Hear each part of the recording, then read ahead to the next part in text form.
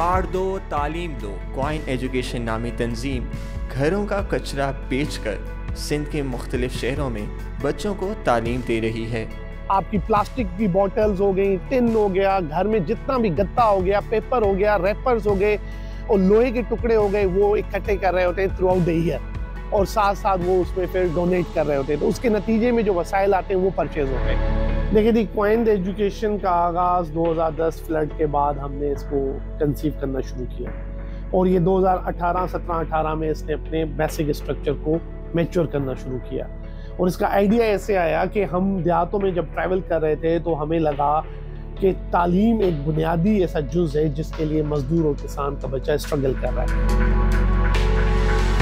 हम 4 बहन भाई हैं, 15,000 में कैसे अब्बू हम सबका कर सकते थे। हमारी पढ़ाई में बहुत मुश्किल आ रही थी। जो भी मेरी ज़रूरत में जो भी चीज़ें आती हैं स्टडी में वो सब मुझे से स्कॉलरशिप में अवेलेबल है।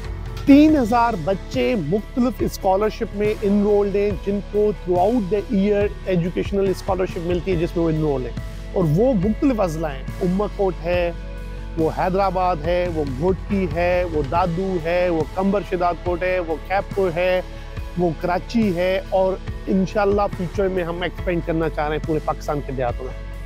कचरे की रिसाइकलिंग आमदनी के साथ साथ माहौलियाती आलूदगी को भी कम करती है। UNP के मुताबिक 2040 तक प्लास्टिक का सालाना फुजला 408 मिलियन मीट्रिक टन तक पहुंच जाएगा। इस खदशे के पेश नज़र कचरे की रिसाइकलिंग प्लास्टिक को कम करने में अहम किरदार अदा कर सकती है।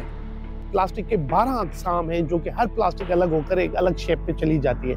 ये हमारा पहला फेज़ है। इसके बाद आप ये देख रहे हैं इतनी बड़ी प्लास्टिक, साथ साथ यहाँ पर इस गोदाम में हमारी सप्लाई चेन इस तरह से मैच्योर हो रही है कि हम दूसरे कबाड़ों के लोगों के साथ कनेक्ट हो रहे हैं। जैसे जैसे घरों की स्क्रैप डोनेशन इकट्ठे ज़्यादा होती जाएगी और हमारी सप्लाई चेन मैच्योर होती जाएगी तो हम जो स्क्रैप से रिसाइकलिंग प्लांट में जाना है उस मरहले में दाखिल हो जाएंगे। तो ये प्रोसेस है इस वक्त।